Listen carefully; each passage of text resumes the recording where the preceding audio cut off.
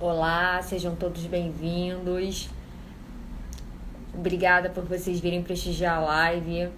Tô só esperando a Juliana entrar, a advogada que vai fazer a live comigo. Ela entrou. Olá, sejam todos bem-vindos. Pessoal, obrigada por prestigiar a nossa live hoje. Vamos falar sobre muitos assuntos importantes. Olá, Amanda, tudo bom?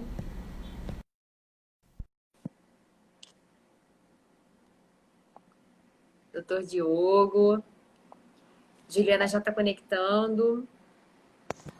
Doutor Ivan, sejam todos bem-vindos. Oi, Juliana, tudo bom? Tudo bem, e você? Tudo ótimo. E aí, animada para nossa live?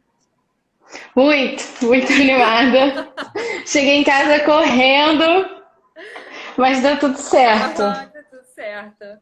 Mas a nossa vida é assim, né? Uma correria. Quando que a gente não tá nessa correria para Pô, resolver?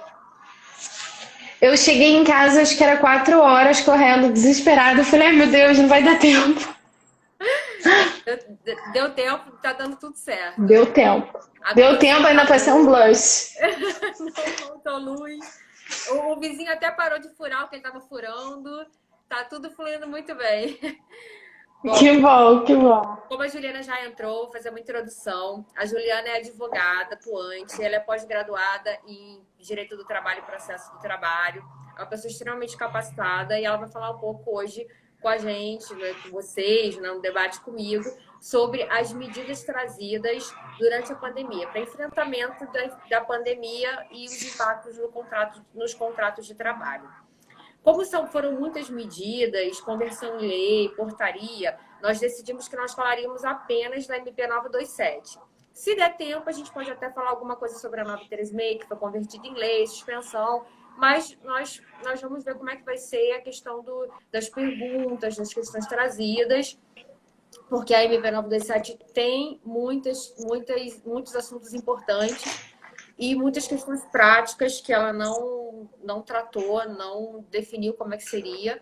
E ainda tem a questão da caducidade, que a MP vigorou no período de 22 de março até 19 de julho e ela não foi convertida em lei. Juliana, você quer falar um pouquinho disso? Quer que eu fale? Não, vambora. Então, a gente, eu estava vendo, né, o artigo 62 da Constituição, ele vem dizer que tem que ter um decreto legislativo para dizer justamente o que vai acontecer com essas relações, para a gente não ficar em dúvida do que Sim, deve ser feito. Mas diversos juristas estão falando que não deve vir esse decreto, sim. inclusive eu fiz uma pesquisa, não encontrei nenhum decreto da área trabalhista, então não é uma coisa que a gente deve aguardar, né? Mas no Uhum. parágrafo 11, ele fala que se não for editado nenhum decreto, vai ser conservado o que foi feito no momento da medida provisória. Então, só que o problema é que Artigo. é o artigo 62, o Então, parágrafo 11º da Constituição, tá. tá? E O aí o decreto terceiro é o que legislativo. diz que tem que ter o decreto. Uhum. E aí, esse decreto legislativo ele serviria para regulamentar as relações regidas pela MP nesse período, até justamente a razão da caducidade, questões de direito intertemporal, aplica como seria essa aplicação agora da CLT para medidas trazidas pela MP 927, seriam essas questões todas, que como o Congresso parece que não vai editar esse decreto, vai sobrar para nós, advogados, vermos na prática como nós vamos orientar Sim, os clientes em sim. relação a alguns pontos. E a gente já tem As algumas. diversas perguntas estranhas que a gente recebe. Sim, nós pensamos em várias possibilidades, né? Esse pessoal do direito é assim, quando a gente acha que resolveu, aí eles voltam com aquela pergunta, não, mas e se acontecer um outro panorama? Porque no processo, quando o reclamante, quando o possível cliente vai até o seu escritório, é justamente aquela situação que ninguém pensou. É aquela situação pontual e que você vai ter que criar uma tese, até para ver se é viável ou não. ainda mais agora, em razão da sucumbência do processo, de todo o risco da demanda. Então, é algo muito arriscado. Nós, advogados, somos muito desafiados, porque a gente tem que criar tese. Afinal, o nosso papel é criar tese, senão não vai ser criada jurisprudência, mas tem sempre o risco natural enfim, da demanda, e a gente tem que solucionar essas questões. Bom, eu sugiro que a gente fale das medidas da MP 927, as medidas trazidas, na ordem em que ela mesma estabelece, que ela inicia com o teletrabalho. Eu vou falar um pouquinho, depois eu vou passar a bola para você. Pessoal, eu não estou conseguindo falar com todo mundo que está entrando, porque eu estou fazendo aqui pelo telefone e não estou conseguindo ver muito bem, tá? Mas sejam todos bem-vindos, doutor Fachada, todo mundo, muito obrigada por assistir nossa live. Nós estamos aqui contribuindo uma com o conhecimento da outra e com o conhecimento de vocês também. Estamos refletindo juntos.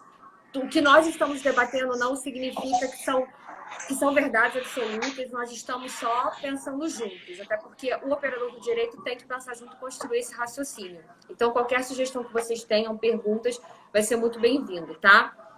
Bom, teletrabalho, primeiro, como você bem havia me falado antes, a gente conversou um pouquinho, refletiu sobre os temas, e você falou muito bem.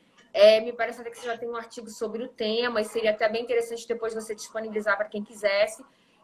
Ainda não foi publicado. Ele está escrito, só não está publicado. Tudo bem, mas quando tiver aí não dá.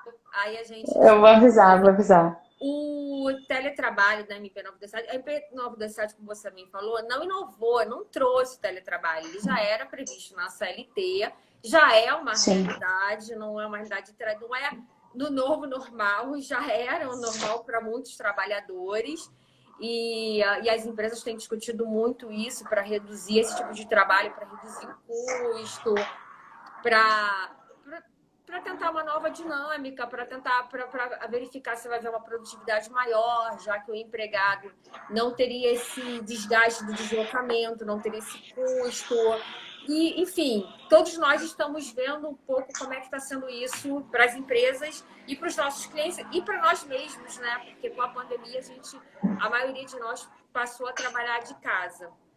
Mas, enfim, a CLT, ela previa que o teletrabalho ele seria estabelecido de comum acordo entre empregado e empregador, e deveria haver um registro por escrito, ou no próprio contrato, ou em aditivo contratual. E a CLT não falava num prazo para o empregado ser colocado em regime de teletrabalho. Para esse ponto, poderia ser até imediato. Contudo, é interessante que a CLT ela trata o trabalho presencial como um trabalho de maior peso, na verdade, assim, um trabalho pior, digamos assim, do que o teletrabalho. Então, caso o empregado fosse retornar para o regime presencial, poderia ser feito por ato do empregador, contudo, deveria ser respeitado o prazo de 15 dias, que seria o período de transição do empregado que já está em regime de teletrabalho, retornar para o regime presencial, como se ele fosse mais gravoso. Porque eu não entendo muito essa lógica de você ir para o teletrabalho não ter prazo e retornar, você ter 15 dias. Sendo que, na verdade... Eu acho que, na verdade, é o oposto, que seria mais gravoso você ir para o presencial, entendeu? Pelo que eu entendi, você está falando como se fosse mais gravoso ir do presencial para o teletrabalho. Não?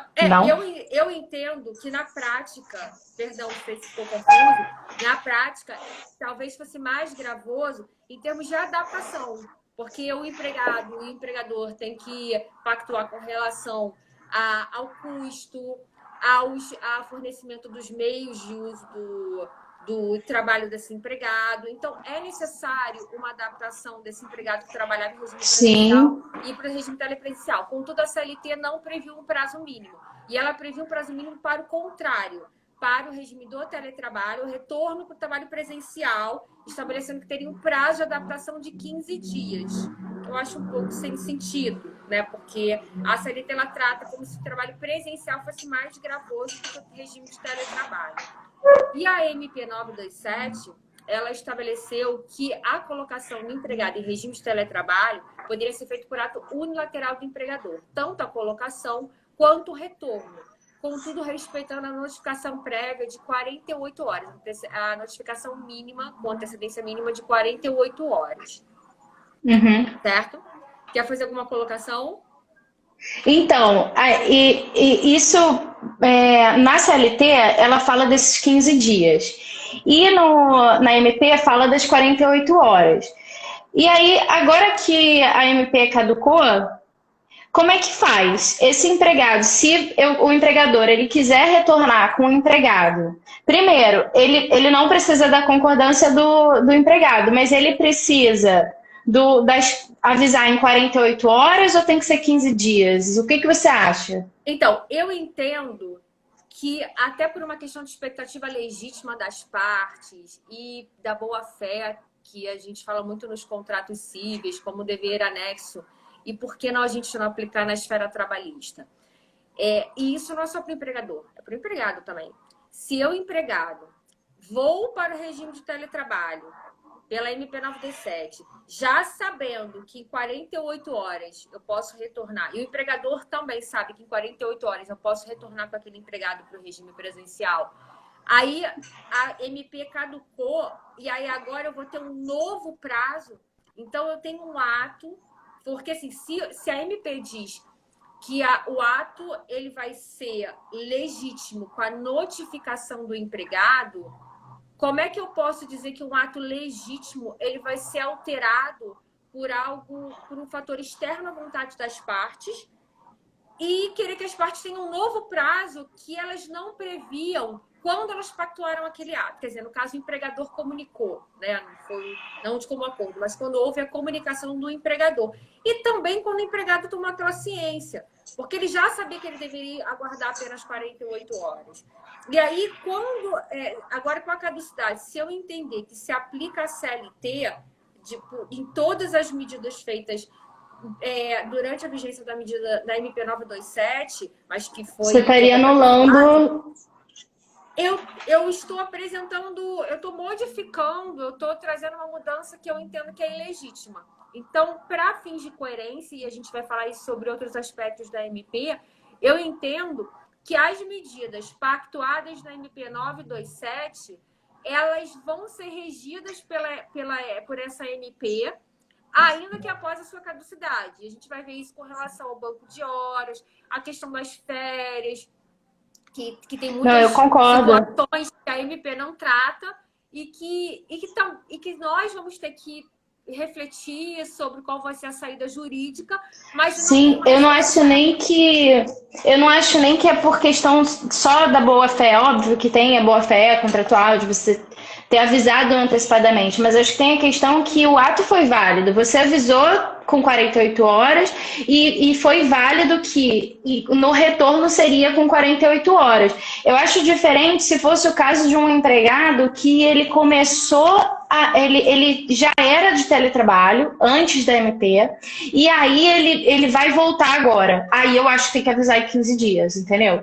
Porque para mim esse trabalhador ele não estava ali pela questão da MP, ele já estava pela CLT.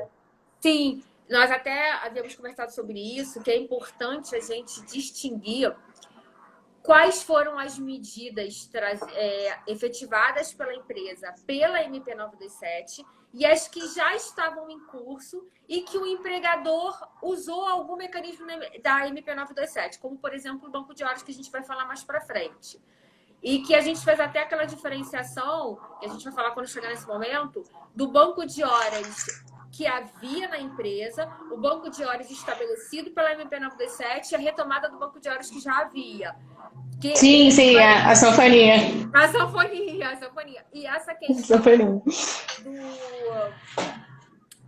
da expectativa das partes e do ato ser legítimo e de ambas as partes saberem os prazos, o que esperar, ela observa a própria segurança das relações jurídicas. Eu estava vendo uma live esses dias de um advogado, nós até debatemos sobre isso, que ele entende que a mera notificação desse empregado para ele retornar ao teletrabalho, ela não seria, assim como o aviso de antecipação de férias individuais, ela não seria um ato perfeito. Então, não teria eficácia de fazer com que a MP 927 fosse aplicada depois da sua caducidade. Então, olha que confuso.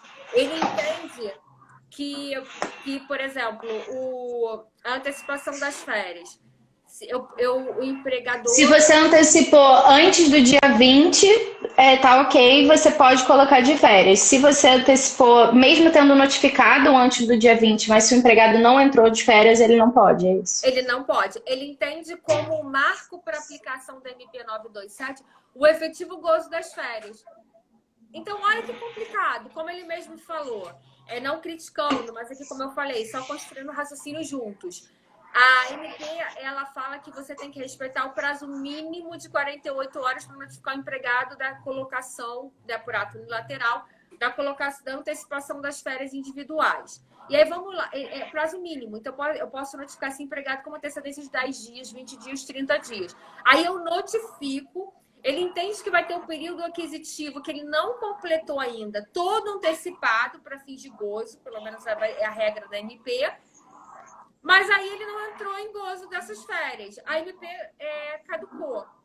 Aí agora eu já vou ter que aplicar a CLT porque ele não entrou, ele não começou o gozo das férias? Mas você não entende que ele poderia, o empregador, ele teria notificado o empregado antes, sei lá, faltando 20 dias, porque ele já sabia que possivelmente ele não teria mais como dar férias antecipadas, porque já estava girando a ideia de que ia caducar essa medida provisória? Porque aí não teria uma má-fé?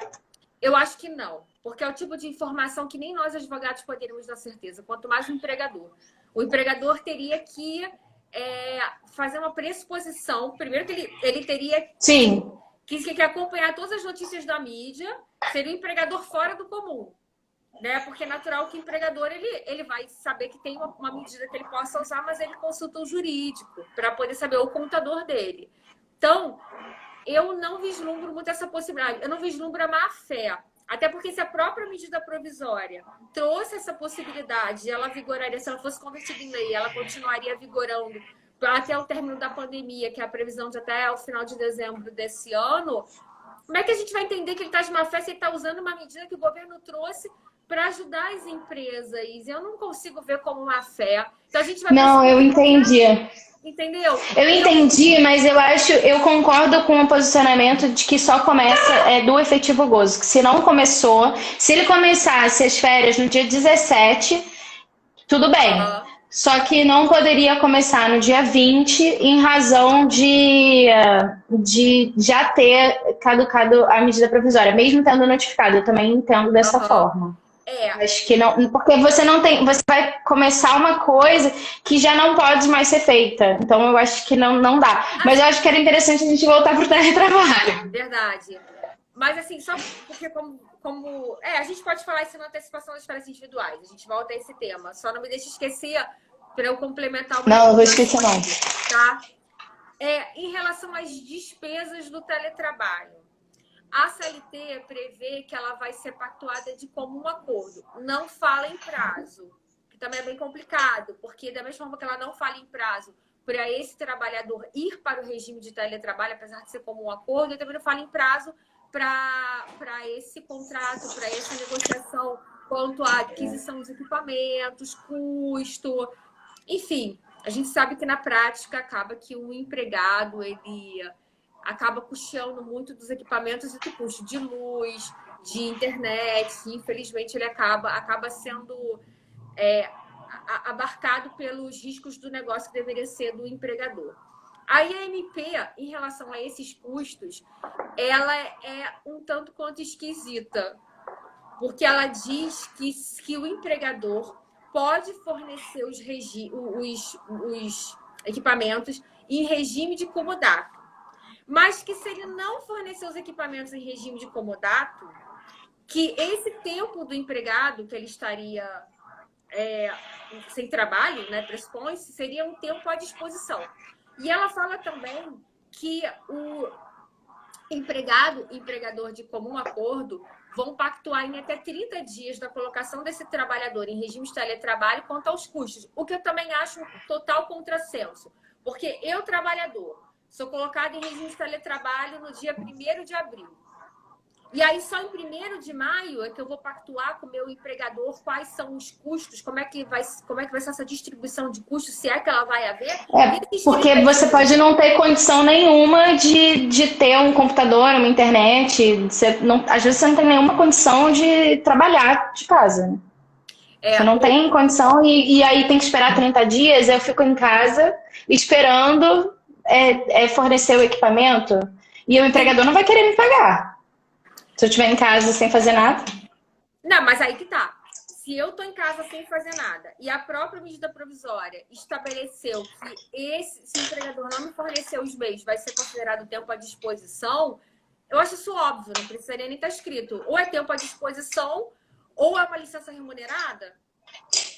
Mas você não acha, Tainá, que essas empresas pequenas, eu não estou falando das grandes empresas, até porque as grandes empresas, elas acabam nem aguardando os 30 dias, né? Elas já colocam o empregado com a condição. Mas uma empresa pequena, você não acha que daqui a pouco vai pipocar no judiciário uma situação que o trabalhador ele ficou 30 dias em casa e ele simplesmente não recebeu o salário? E não colocaram as férias, e não fizeram nada, e aí ele simplesmente vai chegar para você e falar assim, doutora, mas eu fiquei 30 dias em casa e eu tava esperando, mas não tinha condição de trabalhar e aí ninguém me pagou o salário e... Eu não tenho dúvida de que tudo vai pipocar no judiciário. Tudo vai pipocar no judiciário. Até porque, eu vou falar uma coisa para você, quem advoga para a empresa, quem assessora a empresa, pelo menos é a minha visão, é que as medidas trazidas pela MP, algumas delas trazem muito mais insegurança do que segurança jurídica. E, na dúvida, o que eu orientaria ao cliente é o empregado tem que assinar. O empregado tem que ser notificado. Ou não só notificado, como assinar um termo aditivo. Por que não enviar um termo aditivo por e-mail, imprime, assina, digitaliza? Ou uma assinatura eletrônica? A gente não tem assinatura eletrônica de certificado digital? Tudo bem, a gente está falando de um outro nível de trabalhador, não é o nível do nosso trabalhador. Município do Rio de Janeiro, 80%, mais de 80% das demandas na Justiça do Trabalho são de até 2 remunerações. Empregados que aferem até 2 remunerações. 2 salários mínimos de remuneração, perdão. Então, não é muita realidade. Mas também nada impediria, né, que houvesse uma assinatura, manda pelos correios ou manda digitalizado. A gente não recebe... Manda digitalizado. A gente questiona a assinatura, não é? Mas, enfim... eu entendo que muitas questões vão pipocar sim, e há uma insegurança porque... os juízes, como a gente bem sabe, têm essa independência e vão ter entendimentos divergentes. E até se ter um entendimento simulado, uma OJ, a gente vai ter que dar uma orientação e eu sugiro que tudo que o empregador puder pactuar com o empregado, registrar e ser feito como um acordo é melhor, é uma segurança para ele, principalmente. O doutor Ivan Souza, se não esqueço, porque eu tô vendo no telefone, tá muito pequenininho. Ele voltou assim, assim como os empregadores que colocaram empregados de férias na véspera da edição da MP, não poderia se valer dela. Tempos reteato. Me parece que é o que você falou, é a mesma linha. De que se você colocou, não é isso? Na véspera da edição da MP seria antes da MP. Antes, se você, pelo que ele está falando, se você colocou antes da MP, você também não se beneficia. O empregador não vai se beneficiar. Na verdade, porque se eu coloquei ele de férias antes da MP, eu estou me valendo da CLT. Eu não vou me valer da MP. Sim, você não vai poder pagar no 5º dia, não tem o que fazer. Exatamente, se eu colocar na MP, eu vou me valer da MP, eu não vou me valer da CLT. Até Sim. porque o que eu vejo na prática? Existem alguns questionamentos que a gente tem jurídicos, que eles são muito interessantes, mas na prática eles acabam ficando, trazendo uma burocracia muito grande. Então vamos lá que eu previsei mas a gente vai falar de novo da antecipação das férias, né? Pois é, eu vou só pular, assim, eu vou abrir aqui 2 coisas. Um que você falou do Ivan, hoje é aniversário dele, meu sócio lindo, parabéns. Também o Dr. Leonardo Belo, que está assistindo a gente. Participar. Enfim, e todo mundo que está assistindo. E todo mundo. Vamos falar. Então, Tem a questão da hora extra, né, do teletrabalho. Eu vi muita gente falando como se, o teletrabalho tem hora extra, não tem hora extra, enfim, não teve eu acho que não teve um grande esclarecimento dessa questão da hora extra, porque parece o quê? Agora todo mundo está em teletrabalho, então agora pode, e aí, como se não existisse essa questão.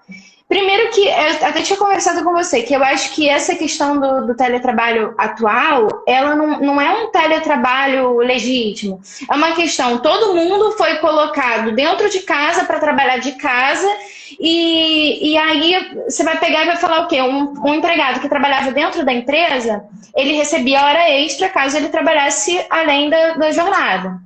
Então, o regime de teletrabalho na CLT, o regime original e etc., o empregado ele não faz jus às horas extras porque não teria controle de jornada.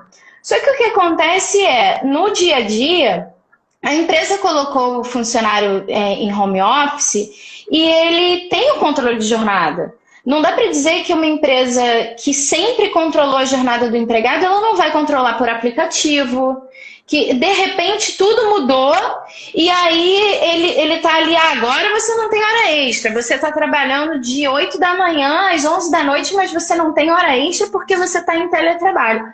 Eu não concordo. Eu acho que tem que avaliar caso a caso, obviamente, mas eu acho que é uma grande exceção. Não acho que por causa da pandemia, de repente, porque essa pessoa está trabalhando de casa, ela não vai ter direito à hora extra, enquanto ela sempre teve direito à hora extra, ela sempre trabalhou numa empresa que ela fez hora extra. E quando terminar a pandemia, porque mesmo com a caducidade do MP, os empregados eles não vão voltar a trabalhar na empresa. Várias empresas grandes, por exemplo, a Vale, ela já falou que os funcionários vão trabalhar até o final do ano de casa. Então, eu não acredito que as pessoas vão retornar para o presencial. Agora que retornou para o presencial, faz jus à hora extra.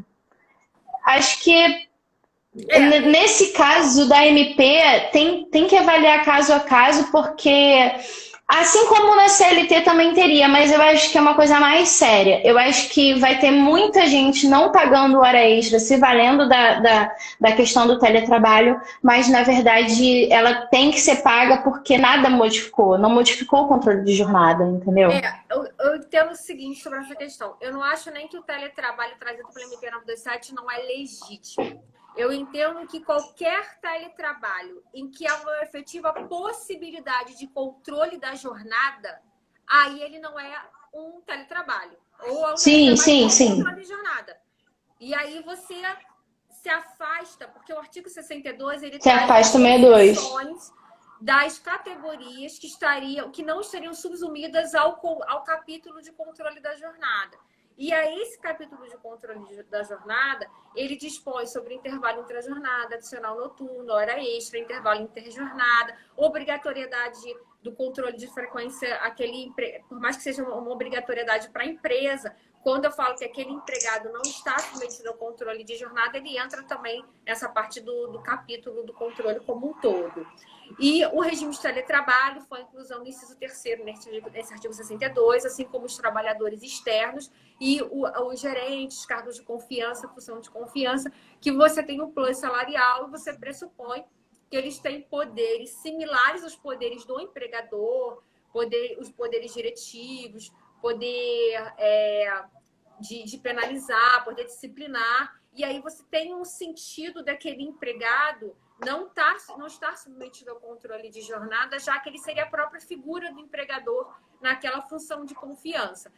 E o teletrabalho, é interessante que trazer essa disposição de que ele não está subsumido ao controle ao capítulo do controle da jornada, essa condição tem que ser anotada na nossa LT, porque eu vejo, e eu não sei se você se sente assim, até postei isso lá na minha conta profissional, no Juridicando, que cada vez mais eu sinto que a tecnologia ela está controlando a gente, nossos horários, as nossas escolhas. Então, como dizer que em regime de teletrabalho não há um controle da jornada, se você cada vez é mais possível que esse empregador faça esse controle, ele pode, isso já acontecia, essa discussão já acontecia para o trabalhador externo, com os motoristas de caminhão, Sim. em que você consegue monitorar por um GPS ou um aplicativo no telefone, vendedores externos que você tem que o empregado ele tinha que acessar o aplicativo no celular em tal horário, o supervisor controlava, olha, você já chegou na loja tal para apresentar o produto, já chegou no local tal. Então, não é o simples fato de estar no contrato de trabalho ou em aditivo contratual. Ou sim, pode ter uma... que ele afasta a realidade da dinâmica do contrato de trabalho. Aí tem aquele princípio que ele é tão redundante, mas é verdade, é o princípio da verdade real, porque você, independentemente do tipo de documento que você assine, da disposição que você anula, o que importa é como era a dinâmica real do seu trabalho. Então, se de fato eu entendo que há uma possibilidade de controle, e é uma questão interessante também, e se eu estiver falando muito, você me corta, porque sabe que eu vou... Não, é porque assim, eu não quis dizer que no caso, seguindo a CLT, não pode haver fraude. Eu quis dizer o quê? As empresas não estão preparadas, não estavam preparadas para, de repente, começar um teletrabalho forçado. Então, eu acho que a facilidade de ter a fraude assim, é muito maior. De ter o controle e dizer que não teve o controle, entendeu? Sim. Aí, assim, o Bruno tá perguntando aqui, mas como é que controla a questão da hora extra? Você vai controlar, primeiro que essas empresas têm sistema, que a pessoa loga no sistema. Aí tem... o e-mail que você manda tarde, o WhatsApp que você fica trocando... aí ele perguntou aqui do banco de horas. O banco de horas a gente vai chegar lá. Mas várias coisas, assim, que você tem vários controles que são feitos, que a pessoa às vezes fala assim, são 8h30, hein? Vocês não estão ainda aqui no Skype? E são controles que são feitos dessa forma. A gente até não falou sobre isso, que o parágrafo 5º do artigo 4º do MP, ele fala que o tempo de uso de aplicativos e programas de comunicação fora da jornada de trabalho normal do empregado não constitui tempo à disposição, regime de prontidão ou sobreaviso. O que, a meu ver, também é um total contrassenso. Porque se eu falo em regime de teletrabalho, não tem controle de jornada. Então, não tem jornada. Se não tem jornada, eu não posso dizer que ele está dentro ou está fora da jornada. Eu poderia acessar em qualquer momento a reunião. Eu não tenho controle de jornada. Se eu quiser trabalhar no sábado, 11 horas da manhã, eu vou trabalhar sábado, 11 horas da manhã. Não tem jornada. Então, sim, você vai trabalhar por produção. Tem uma técnica nisso aqui. E essa questão do controle que o Bruno perguntou, ela, a meu ver, ela pode ser feita não só em relação aos horários, mas uma questão que eu vi um juiz falando, que eu achei, magistrado falando, que eu achei bem interessante, é fazer um controle de jornada também por meio da produtividade desse empregado. E como é que seria isso? Mas como é que você controla por produtividade? Vou explicar. Se eu, advogada, tenho que fazer 50 peças por dia, e ele falava assim, eu não tenho como entender que essa advogada trabalhava menos de 8 horas dia. E se eu alego que eu trabalhava 12 horas por dia, 15 horas para dar conta desse volume, que aí já estaria provado que o volume levou até uma jornada extraordinária e que havia, de uma certa forma, um controle. Porque se todo dia o escritório me passasse, por exemplo, 50 iniciais para fazer 60, é um volume que não é compatível com as 8 horas. Isso é muito interessante, porque ele foge da caixinha do controle de oi, comecei a trabalhar às 9 horas da manhã, oi, terminei o trabalho às 18 horas, oi, terminei 20, mandei mensagem. Ele sai da... O controle pode ser feito também de uma outra forma. Mas vamos lá. Já passou 35 minutos, a gente não falou nem a primeira questão polêmica. Pois é.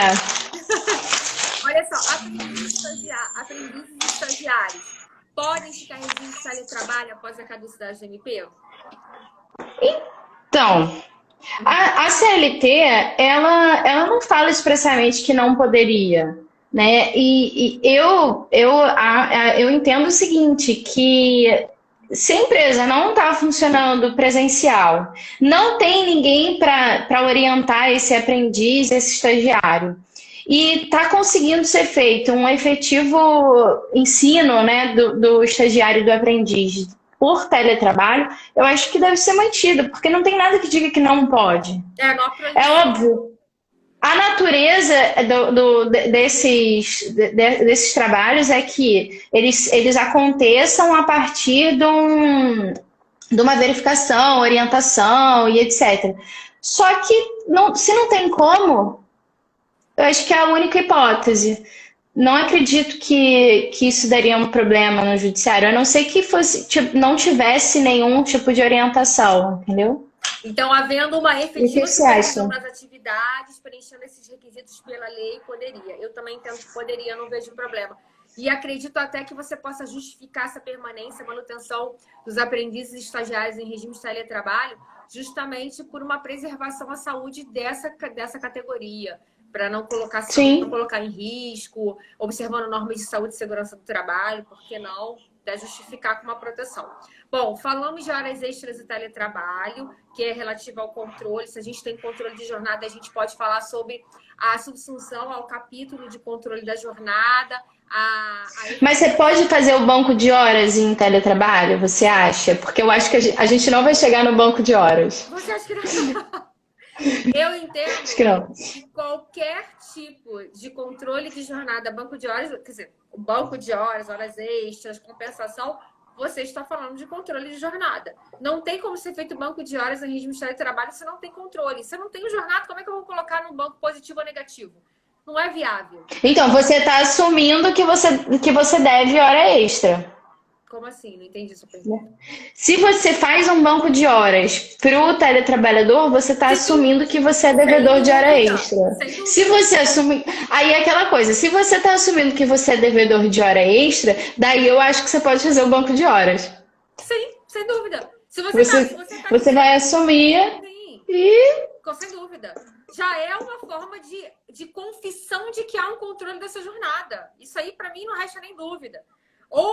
Eu acho que é a questão de valorar, do empregador valorar o que para ele é melhor. Ele assumir fazer esse banco de horas ou ele negar até o fim. Sim, eu acho um risco muito grande ele negar até o fim e fazer esse tipo de controle.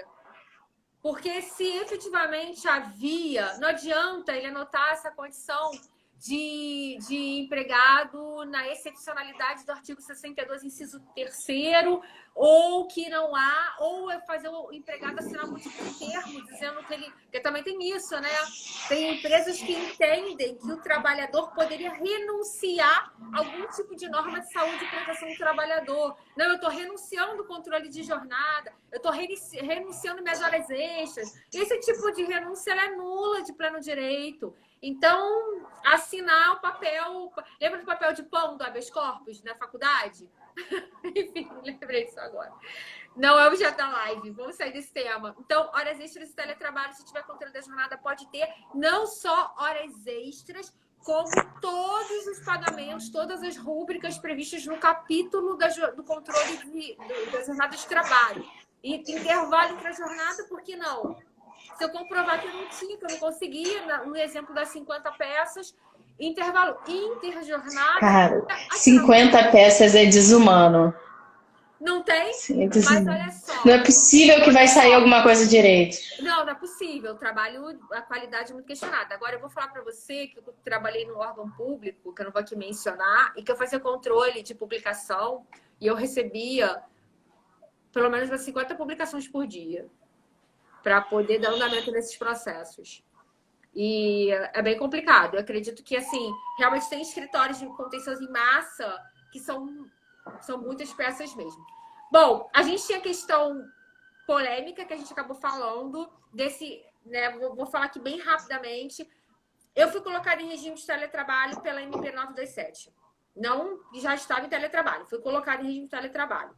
E aí o meu empregador chegou agora e falou assim: olha, você vai ficar no sistema híbrido. Você vai uns dias trabalhar presencialmente, outros dias de home office. Ou voltar a retornar para o presencial. E aí, eu aplico qual regra? A regra da CLT, tem que aguardar uns 15 dias, tem que fazer um aditivo, contrato, tem que notificar esse empregado registrado ou não? Ou eu tenho que usar o prazo da MP? Por uma questão de coerência, eu vou até antecipar o meu posicionamento, eu entendo que vai se aplicar a MP, justamente como eu concedi, como eu coloquei esse trabalhador em regime de teletrabalho pela MP 927, eu entendo que ele também vai sair do regime pela MP 927.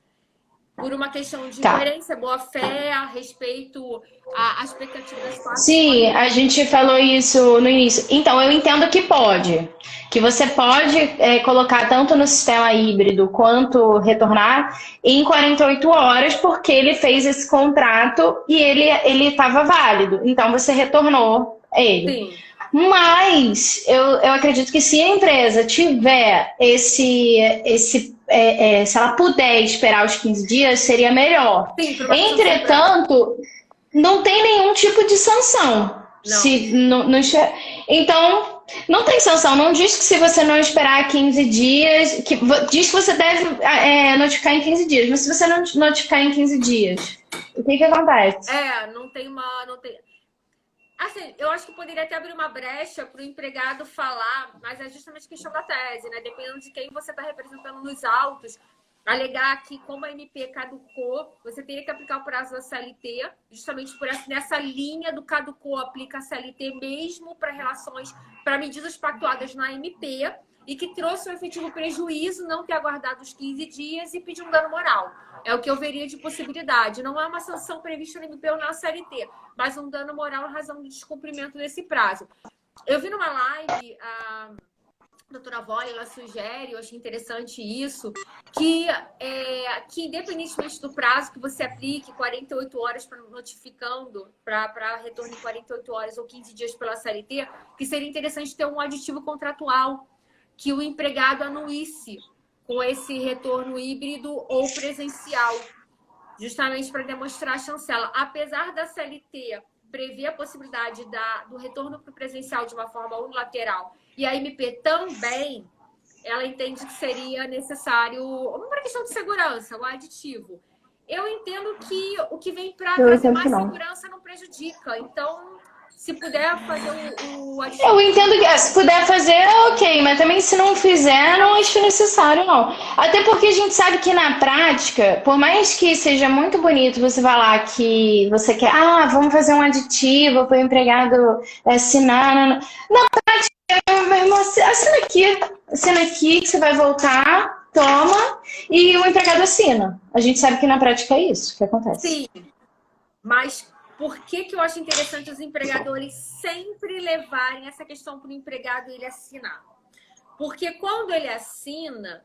ele vai dizer que ele tem ciência, ele leu ali. E ele quiser impugnar essa questão, ele vai ter que alegar que houve uma coação e que houve um vício na manifestação de vontade. E aí o ônus da prova passa a ser dele. Porque ele que está alegando pelo artigo 373, inciso 1º, salvo engano, tá? Porque foi espontâneo, a gente não cobrou isso, do CPC, o ônus da prova de comprovar o fato constitutivo do seu direito. Então, eu entendo que, se ele alega o vício na manifestação de vontade, a coação, a prova seria dele. E por isso que eu não entendo quando a MP traz medida unilateral. Medida unilateral. Isso só traz insegurança para o empregador. É muito melhor que o empregado assine, até porque, no final, se tiver uma impugnação, o ônus vai ser dele. Então, deixa ele ter o ônus de provar judicialmente que houve o vício. E eu não sei, com certeza tem vários casos assim, mas esse é um dos piores casos de você provar.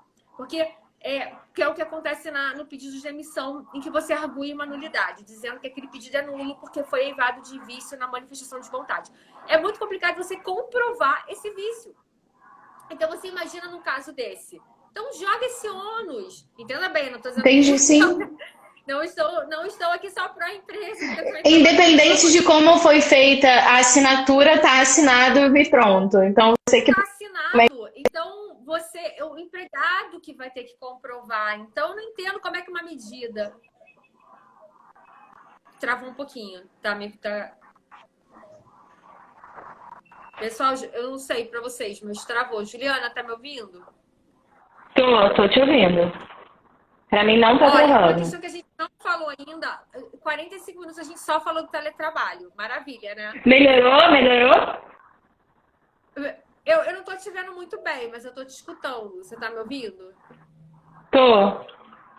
Bom, só fazer uma observação que eu acho interessante, porque eu vi que tem muitos advogados participando da live, colegas, minha vizinha, beijo para você.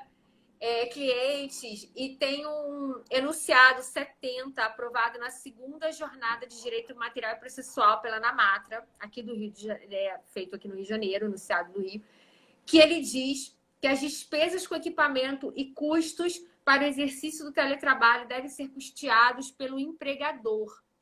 Então, eu acho interessante também quem está trabalhando por reclamante, teve um caso assim, em que o empregado ele acabou tendo que arcar com esse custo, ou nesse contrato de comum acordo foi pactuado que os custos seriam do empregado, pode alegar aí um pedido de restituição, uma condenação por dano material, não, sim, é na matéria nacional, mas eles... Juliana? Agora eu acho que tá, hein?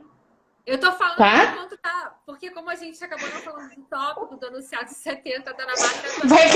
Vai falando. Tá? E aí, justamente, eu tô falando enunciado, que seria uma tese legal de colocar numa inicial de quem... de um reclamante que estivesse pedindo a restituição desses custos que ele arcou, ou que ele entenderia que teria que ser todo do empregador, ou não foi cumprido o contrato, esse comum acordo, já que ele arcou com os custos da implantação ou da manutenção. E, enfim, eu acho que essa tese é interessante, até para a gente levar mais isso ao tribunal, né? Sim. Vamos tem algum respaldo, né? Exatamente. Bom, antecipação das férias individuais. E aí a gente tem que estabelecer, eu acho importante verificar se o empregado já tinha adquirido o período das férias e o empregador está colocando ele de férias em razão do período normal, período concessivo normal, ou se ele não completou ainda o período aquisitivo e se realmente há uma antecipação das férias individuais. Por que eu estou falando isso?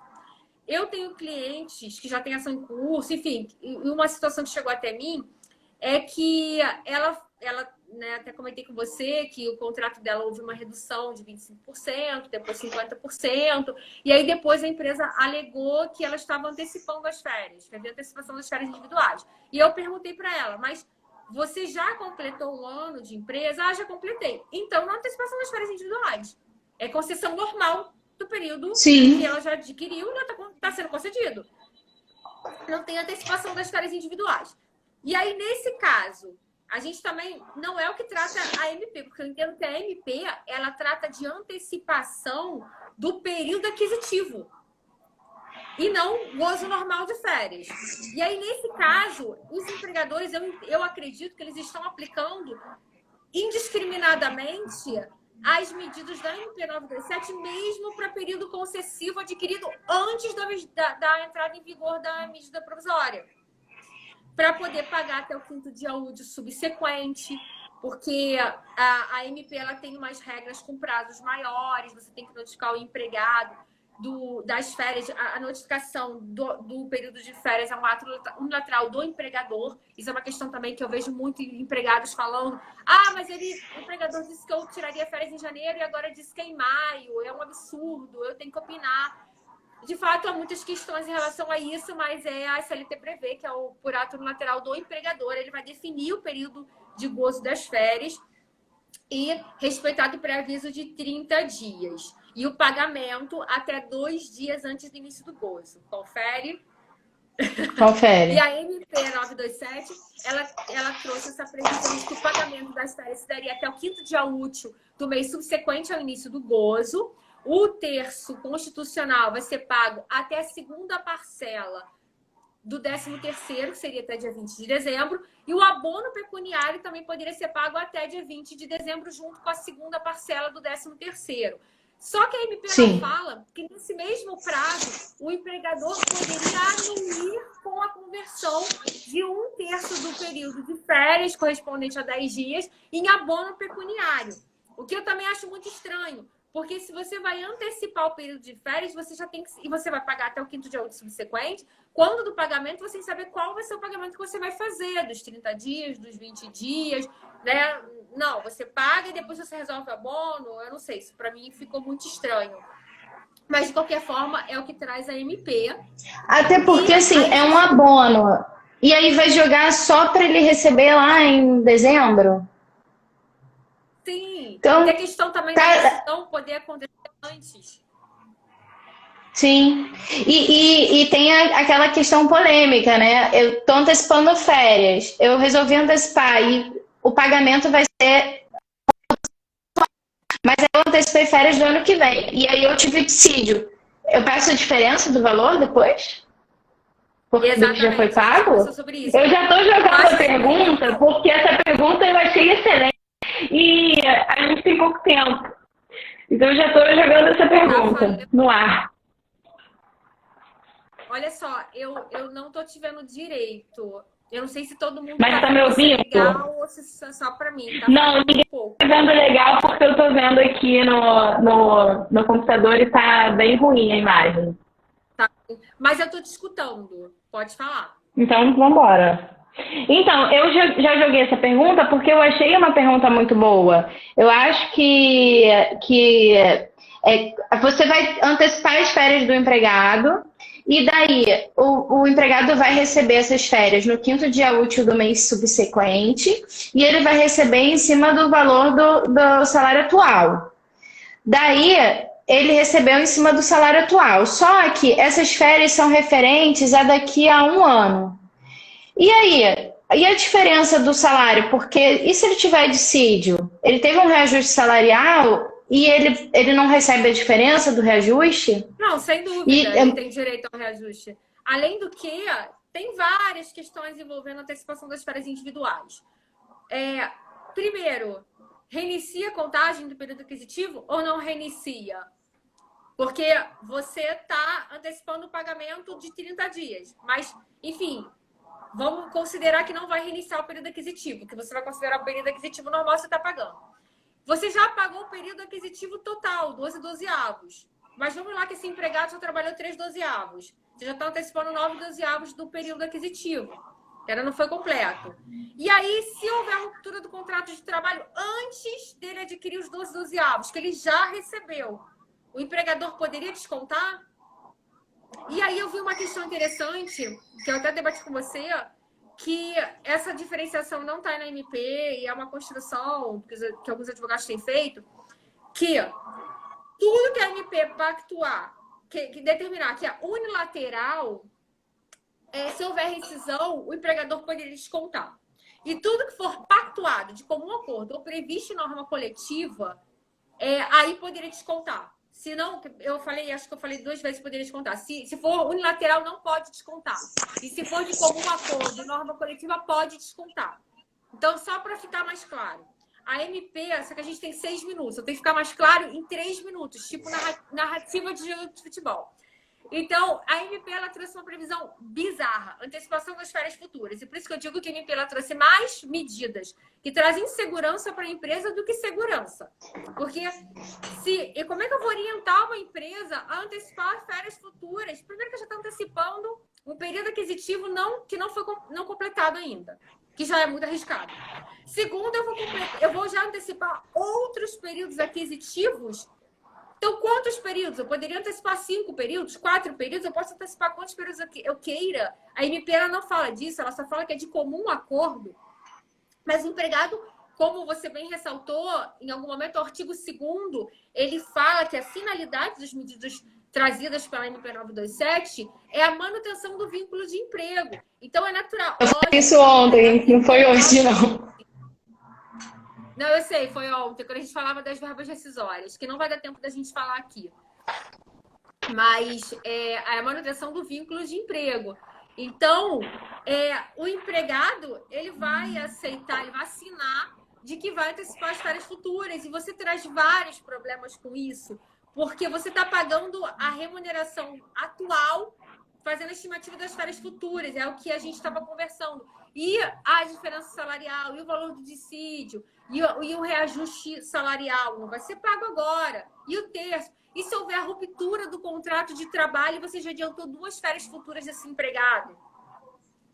Você vai descontar do empregado? Porque a CLT tem aquela previsão do Já tem permissivo um de você salário. descontar das verbas, fazer como se fosse uma compensação até um salário contratual, né? Isso é um salário mínimo, não me lembro. É um salário contratual. Um Só salário que contratual. você tem a questão também de não passar o risco para o empregado, né? Você assumiu o risco de dar as férias e de antecipar.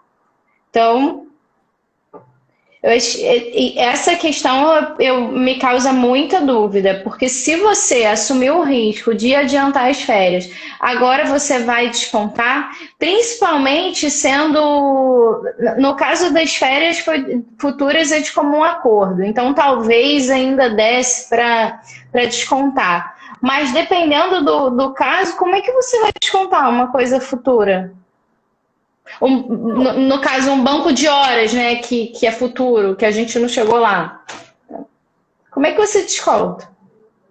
Olha, eu acho que banco de horas ainda é um pouco melhor do que o cenário das férias futuras. Porque você já está antecipando Ou férias algo. futuras você faz o. E você concorda, né? Mas assim, como a gente está falando, é um concordar para a manutenção do vínculo de emprego, né? Então, você vai estar concordando de antecipar algo que você nem adquiriu. E outra, quanto tempo esse empregado posteriormente vai ficar sem receber, sem gozar do período de férias, sem receber. Então, se eu, empregador, entendo que eu posso antecipar 5 períodos de férias futuras, porque não tem um teto no MP. O teto é o bom senso. No Você caso, pode. seria pelo menos. No caso, seriam 4, né? Porque 120 dias, se antecipar. Pode ter acontecido de antecipar até 4, mais ou menos. Mas por que Né? 120 dias? Porque, olha só, você está Que foi, considerando. que foi o período da MP. Sim, mas é porque me caducou. Se ela não caducasse, ela ia ser convertida em lei. E aí? Ah, sim, mas assim, hoje você conseguiria, pode bater na nossa porta empregador que concedeu 4 férias. Sim, mas aí na ocasião Acho que que ele mais concedeu, que sabia? isso, Entendeu? Ele poderia ter. E aí? Ele concedeu por 5 anos. Quer dizer, 5 períodos aquisitivos. Que corresponderia aqui grossamente a 5 meses. Tá? Vai passar o período da caducidade, aí não pode mais. E depois esse empregado vai ficar 5 anos sem tirar férias, sem receber. Isso não viola as normas de saúde, segurança, higiene do trabalho? Não viola? Então, assim, eu tenho muito. que ser totalmente, né? A nulidade disso aí, a possibilidade de ser questionado, o risco para o empregador é muito alto. Então, quem acha que essa é uma medida que dá segurança para o empregador? Eu não consigo ver isso. Você consegue ver? Não, e Juliana, a grande faltam dois questão. minutos. Faltam 2 minutos. Eu tô com contagem Tá, vamos lá. regressiva aqui. A gente. Né, o pessoal não viu nossas super perguntas polêmicas. Que na verdade são reais, porque foram perguntas que eu recebi, tá? De dúvida. São perguntas surreais. Não, e o Mas problema, são assim, dessas reais. férias. Gente, O problema é que, assim, quando bate.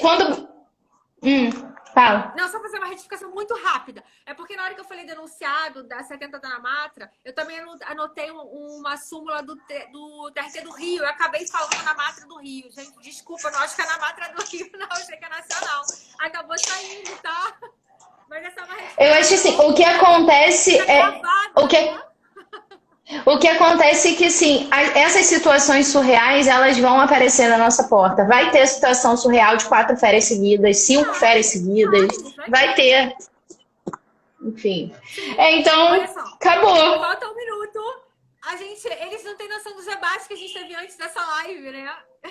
Foi mesmo, Várias foi questões mesmo. super polêmicas. Enfim, adorei fazer a live com você. Adorei Eu poder também, eu ter. também. Adorei. E se você quiser, a gente continua depois no bate-papo. A gente fala também das outras MPs, lei, portaria. Porque eu acho que a gente ainda vai ver muito esse assunto. E realmente tem uma É porque sensibilidade. por mais que tenha caducado, as questões ainda vão pipocar. Ainda vão Sim, surgir. mas sem dúvida. E a gente não falou nem daquela questão do FGTS, antecipação dos feriados. Enfim, Sim. gente, quem assistiu a gente, obrigada. Vou tentar deixar essa live salva, tá? E se vocês tiverem pergunta, mandem pra gente. Tem muitas questões. E a gente vai construindo esse raciocínio. Bom, vai cair. Um beijo para todos. Obrigada por vocês.